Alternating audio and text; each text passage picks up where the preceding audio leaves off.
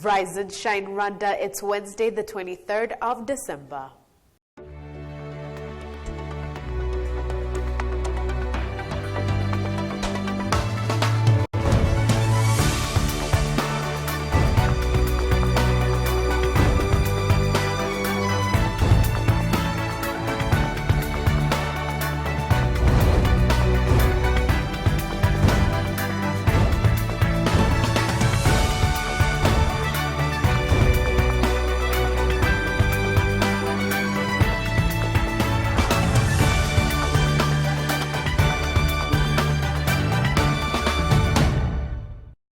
Good mornings, just after 7 o'clock in the morning, and you're watching Rise and Shine Rwanda with me, Ivan Magwene. And me, Yvette Shimbusho. Over the next hour, we'll bring you all the latest news, sports, and business headlines from here in Rwanda and around the world. So, Yvette, what do you have in the world of business? There's so much going on. I've realized that I keep spoiling it for you guys. So today, I'm going to just keep quiet, and then we're going to wait until my turn. Okay, let's see what you have for us. Are you really sure you have something for us? Trust me. Okay. Sherry, what do you have for us in lifestyle? And like Yvette, in lifestyle, I think we're all aware about the things that is happening in Burundi, very tragic and very sad. But now, Angel Uwamahoro, who is a spoken word artist, put together a piece about that. So we'll see more about that. All right. Yeah. Poetry. Okay, Moses, sports. Eric Nshimimana, who is the coach of ICE Kigali, is tipping his ICE Kigali team to win the Azam National Premier League after being on top of the table with 3 points difference between APR and Rio Sport. I'll tell you more in details. And how does he tip his team to win the championship? Together. Absolutely. Well, all that and more still to come, but first, Rise and Shine, story of the day.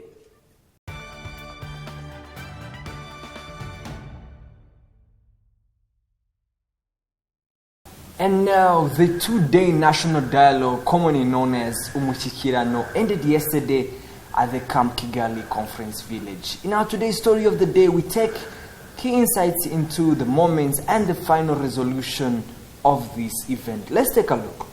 The two-day national dialogue Umushyikirano came to an end yesterday at the Camp Kigali Conference Village. The two-day event attracted over 1,000 people from all walks of life.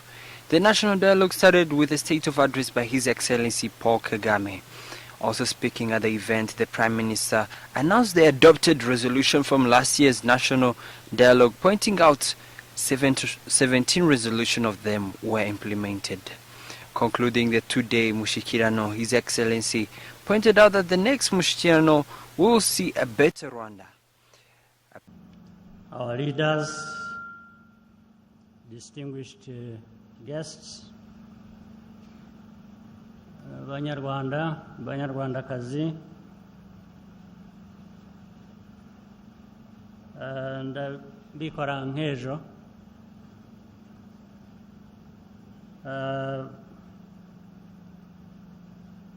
ngira ngo abanza gushimira mwese abafashe umwanya tukagira iki kiganiro cyiza.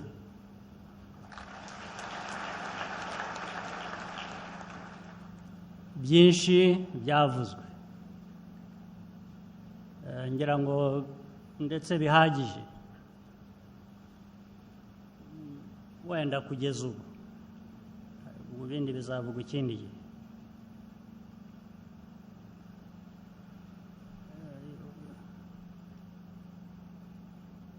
Igisigaye rero usibye gushimira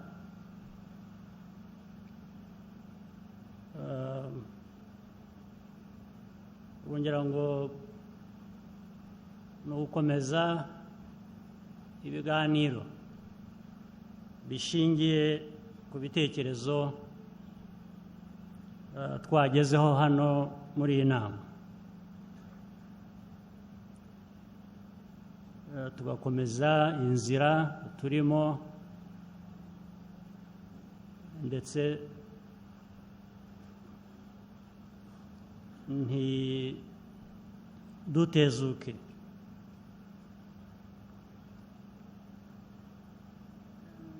I was saying a lot has been said. Enough, I think, at least for now. What remains is to thank all of you for participating in this very important annual dialogue. A press conference was also held after the event, bringing together journalists from both local and international media houses. Ivan Magwene, Rise and Shine Rwanda. You're watching Rise and Shine Rwanda. Business Stories up next with our very own Yvette Shumbusho.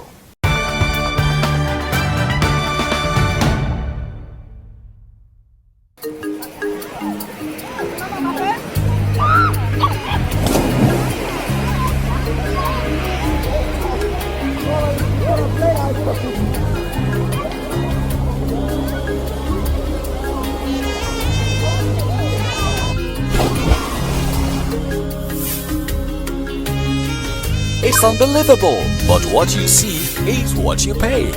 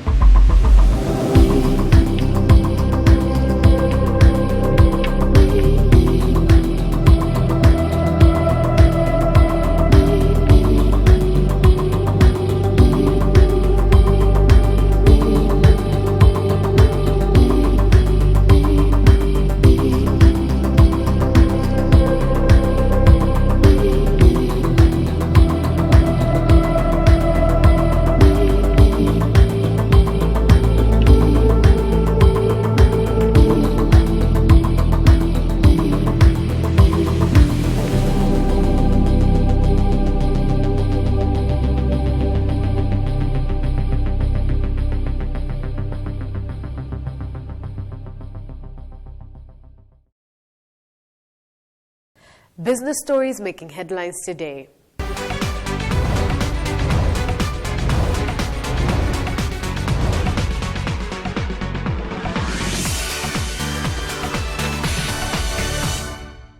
Another big development of the year is the agreement between the Northern Corridor states, that is, Uganda, Kenya, Rwanda, and South Sudan, to liberalize airspace along the corridor.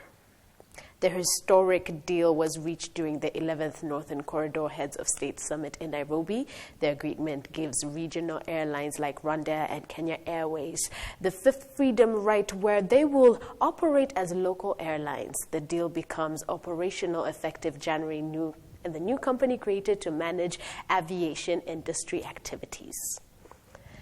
The East African Community Secretariat is in a cash crunch with fears that the regional body may fail to pay its workers their December salaries, in addition to suspending its programs.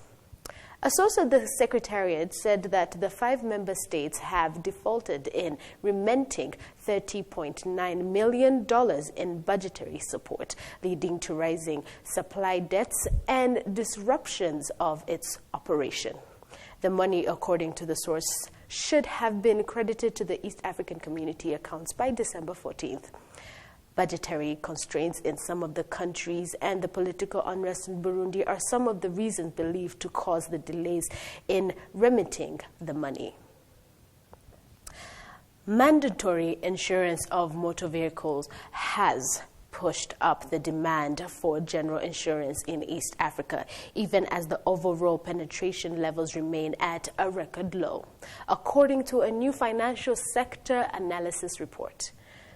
A market study by the AIP Capital Limited shows that general insurance business controls an average of 77% of the total premiums in Kenya, Uganda, and Tanzania, with motor and medical covers commanding the largest share of the non-life business.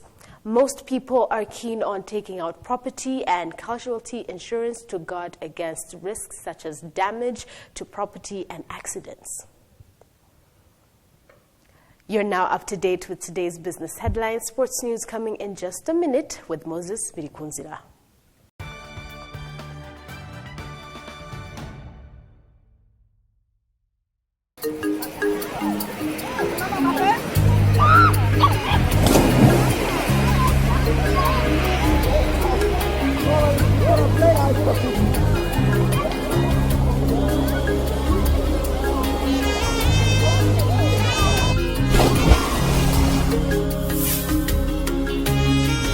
It's unbelievable, but what you see is what you pay.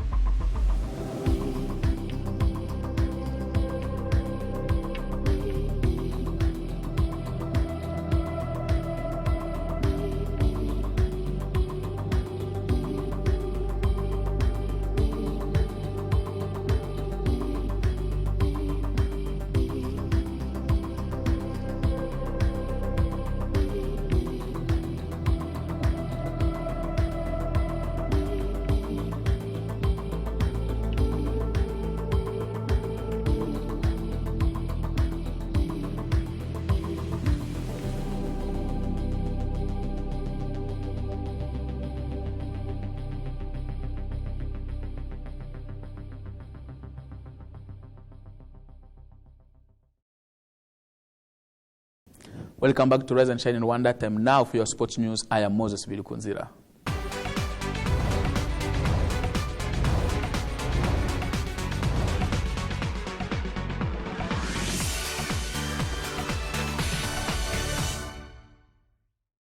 Starting with local football, Coach Nshimiyimana tips AS Kigali to win the league.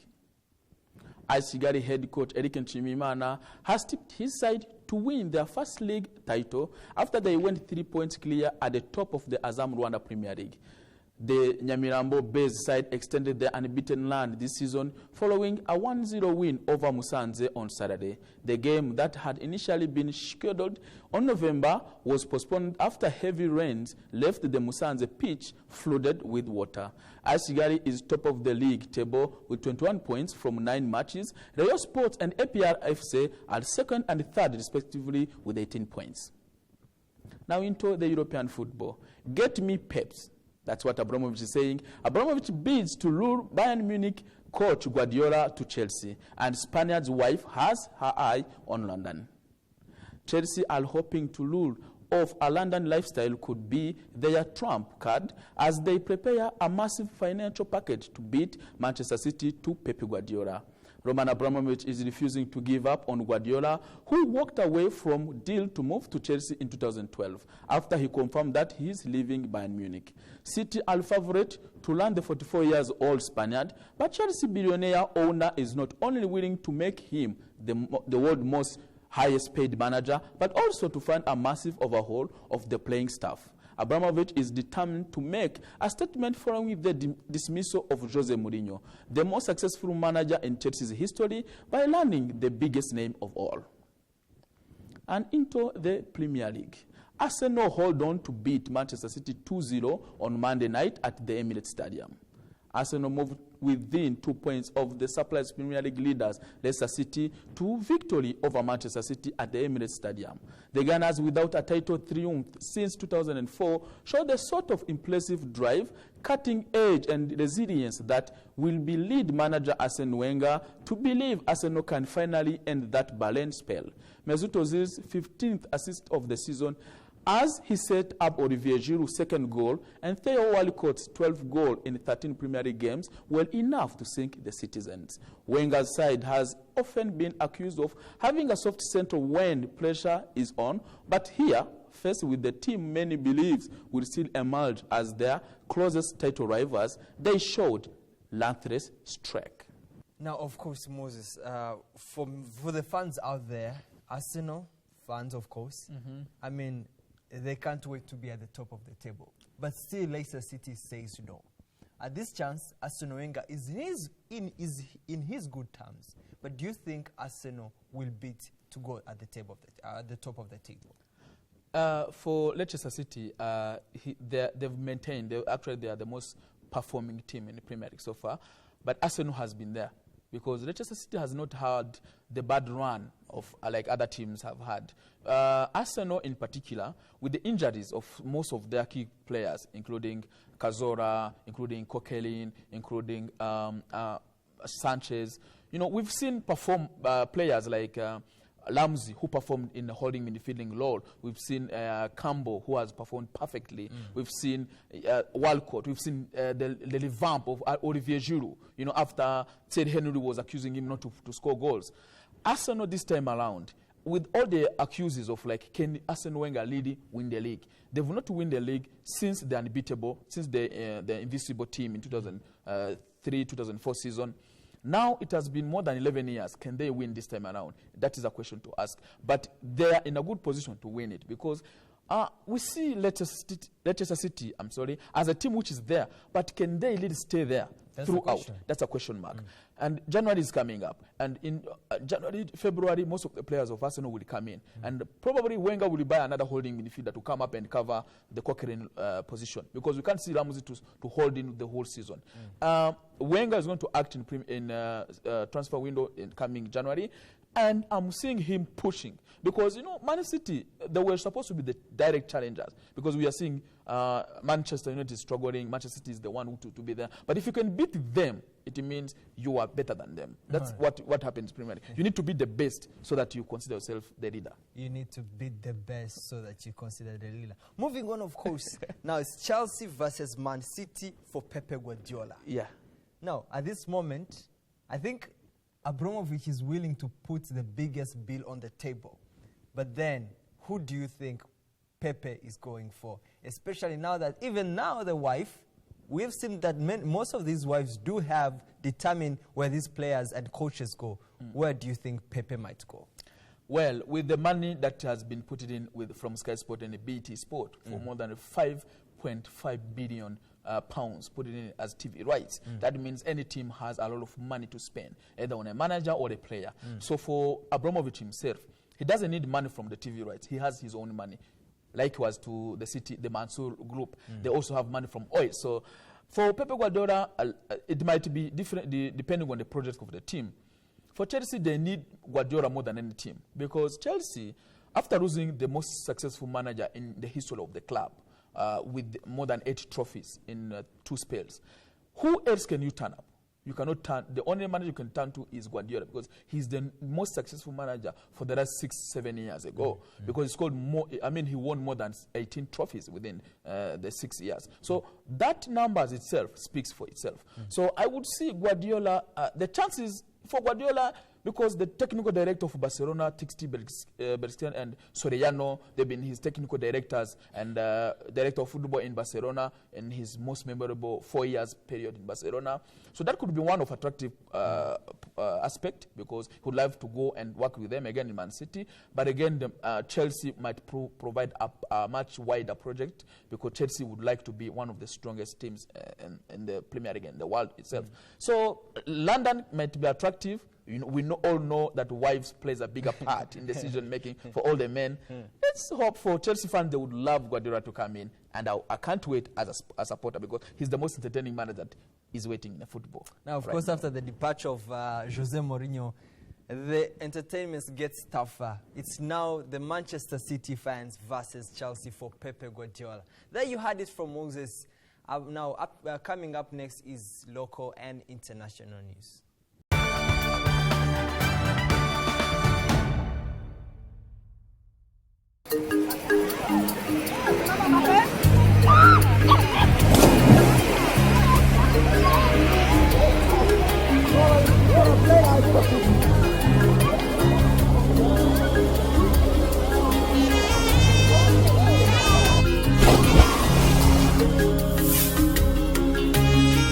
It's unbelievable, but what you see is what you pay.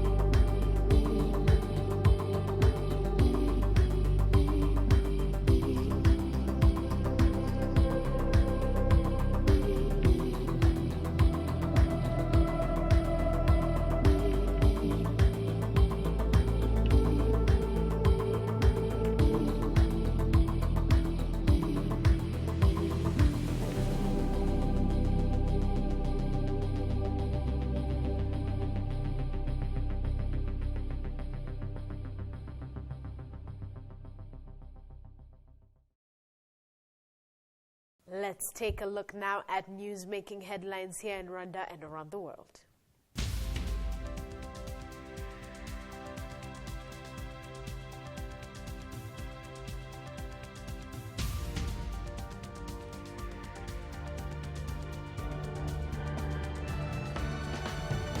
The long journey that began at the beginning of the year with Rwandans petitioning Parliament for the Constitution to be amended came to a climax with the announcement of the referendum result.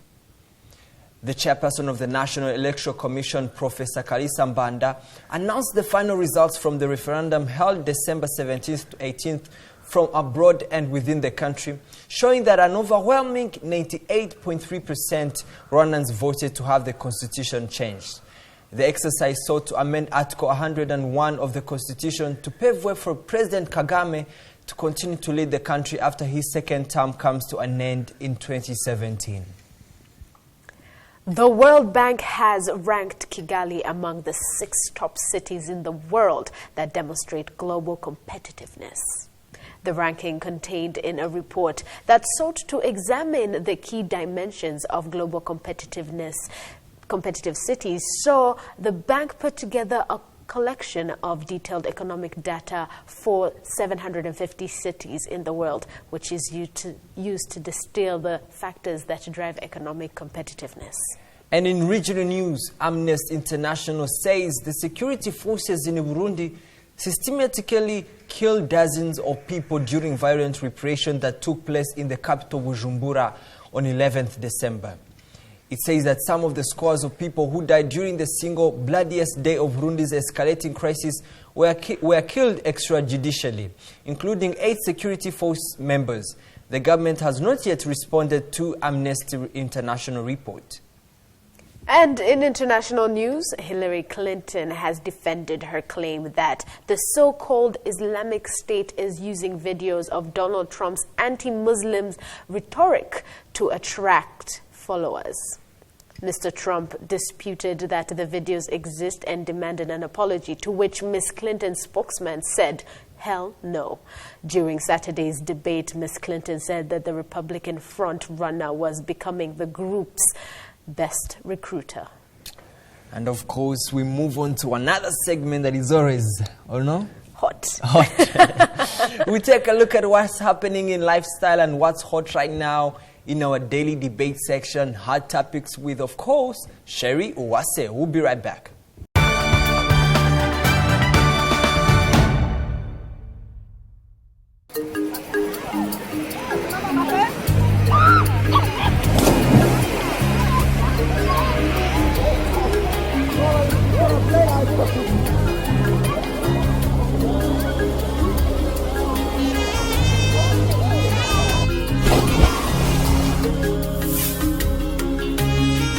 It's unbelievable, but what you see is what you pay.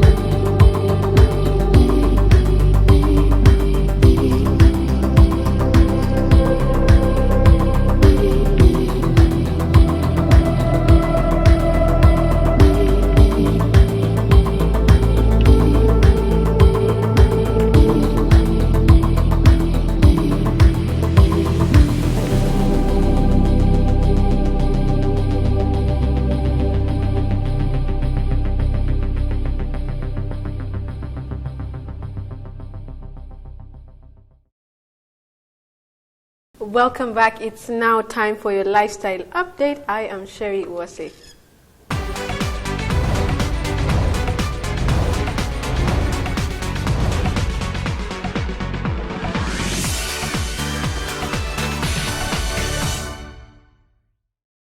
Today I would like to bring forth a very sensitive issue that we are going through as Africans, East Africans, and, in Burundi.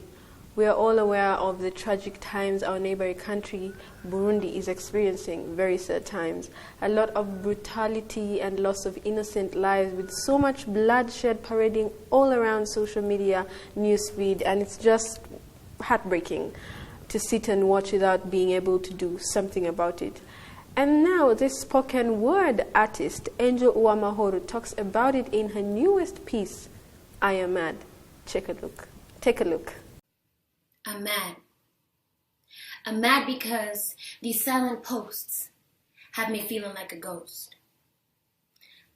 I'm mad because hashtagging in my virtual world hasn't translated into my real one, and so I question whether the internet was a great invention or a great distraction to real action. I'm mad because I can't pray. When I feel like God has walked away, then I question who wrote the Bible anyway and what were their intentions. I'm mad. I'm mad because I have to fight back hot tears so my peers don't see me cry and ask why, because they don't even know. But my tears betray me. They disobey me. They rush past my eyelashes onto my cheeks and onto my chin. I'm mad because Africa still looks to the West for answers. But I'm here and I can tell you that the West doesn't care. I'm mad because my pen isn't a sword. I'm mad because we're playing hot potato with our responsibilities. I'm mad because I once said never again with such conviction in my heart. Yet here we are. Again, I'm mad because we're taking our time. I'm mad because we're brutally sending people to see their maker before their time has come. I'm mad because Batman is too busy again. Superman is too scared again, and our heroes, our dear African heroes, are yet to give us hope again. I'm mad because I see Burundian blood on my newsfeed. I see them bleed for no good reason, and America continues to cheer in my face. 'Tis the season. I'm mad because I feel like I can't do anything. I'm mad because I don't know how a hashtag is going to stop a bullet in real time. I'm mad because I know a quote that goes, bad things happen when good men do nothing, and here I am, a good man, doing nothing but being mad and letting bad things happen, and I don't want a pity party or some words to comfort me. I want action, real action, but in the end, this here is just a rant, isn't it? This here is just something to like, comment, and share, isn't it? This here is some entertainment, isn't it? Well, I don't want to hide behind hashtags and prayers. Tell me where to vote. Tell me where to send money to the Burundian rebels who will save and secure Burundi. Tell me how I can really, really help. Because right now, I'm just mad. Angel Uwamahoro is not a prominent person in politics, is not in the military, is not anybody but somebody with a voice. Somebody with a voice who's just speaking out on behalf of Exactly. very many others. Which just shows you we don't need to be in prominent positions in order to do something. We have our voices, right? Mm-hmm. And I like how she has used her voice, which is, I feel, the most powerful tool we have in order to actually create an awareness and show people how serious the situation in Burundi is. Yeah, and I like the way she ended her piece, her spoken word piece, when she was saying, don't tell me what to hashtag, don't tell me anything that I can do on social media, because the hashtags are not going to stop the bullets, Very true. So tell me what to do, tell me where to send money, tell me what to do practically. Yeah, who should I empower that is actually going to go and do something about it? Yes, I definitely agree with that, but at the same time, there's not much you can do. I mean, yes, let's say we're able to send money. Then what? What we can do, I believe, is lobby. No, And I think we can do something. Maybe if there is an army somewhere that is lacking in resources and they just want to go and rescue the country. But that's the thing. We're not lacking in resources. We do have the resources. The African Union has an army that is going to go to Burundi, or is No, already that is good news. stationed Yeah. in Burundi. What Yeah. we can do, as I was saying, is lobby. She's in the United States, and we have all these other different people in the diaspora in different countries. We can lobby, go to the places in which we feel that would have a lot of influence. Go to the White House, and outside the White House, and you go and you say Burundi, and fight for Burundi and stop the war that is in Burundi, and Right. a soon-to-be genocide if nothing is done. Right. I believe that will be something very powerful. Yeah, and actually speaking of that, I hope the AU is actually going to be very, effective about it. No, definitely. Yeah, and now do not go away. We'll be right back with Hot Topics after the break.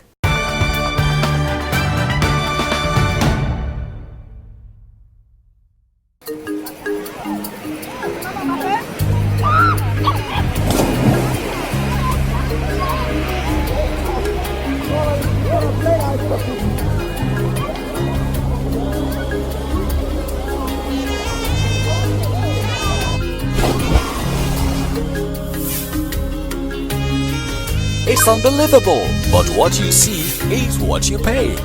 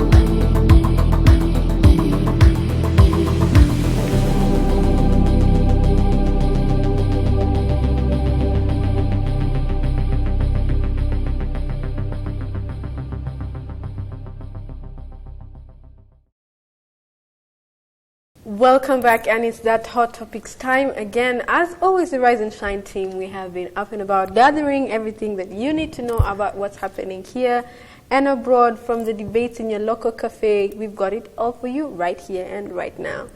Now, creativity is really a pleasant and lively tool for society, and this time we take a look at creativity in hospitals. Considering it is the Christmas season, and medical staff decorated hospital rooms for Christmas. Isn't it just lovely? Yes. So this medical team gets...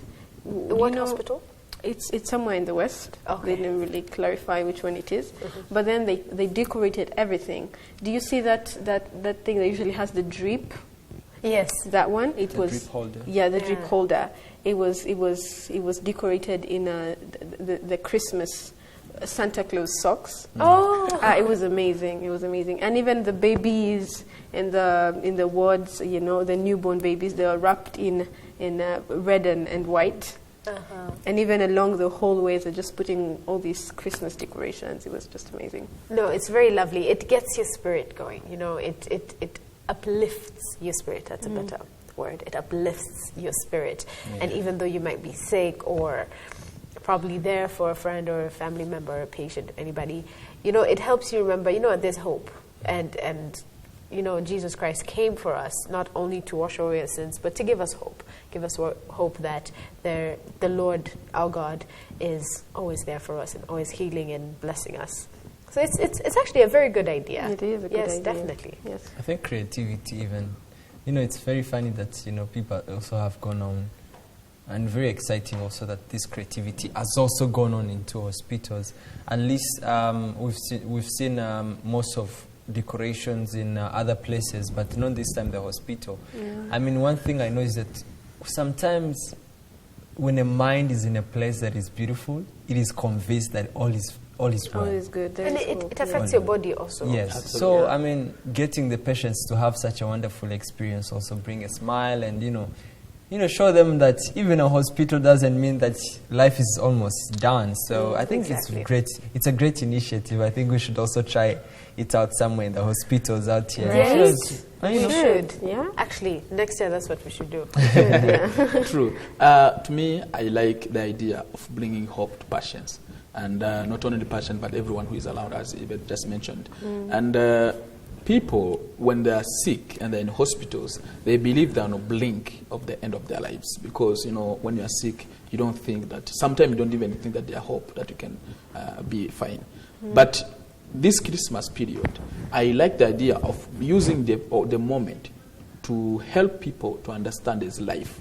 They are not on dying moment. There is life. And Jesus is there not only to help us believe that we are Christians and stuff, but he can also heal us, especially when you're in this critical condition. And it's beautiful and it's amazing. And this hospital, these people who did it, really, they did a great job. Right. And, you know, it's very uplifting and passionate for the medical staff. It's actually the medical staff that did it themselves to just sit and think, so this Christmas, what can we do for our patients? So that shows you even how they treat their patients. It's a very good gesture. Yes. And they just say, let's bring Christmas right in their wards. You know? Let's learn from this, actually. Yeah, let's learn from this and see what you can do. Every Christmas, you Pick just a need leaf. to do, pick a leaf, you know, and plant it somewhere. All right. So that's all the hot topics we have for you. Do not go away. We'll be right back after the break.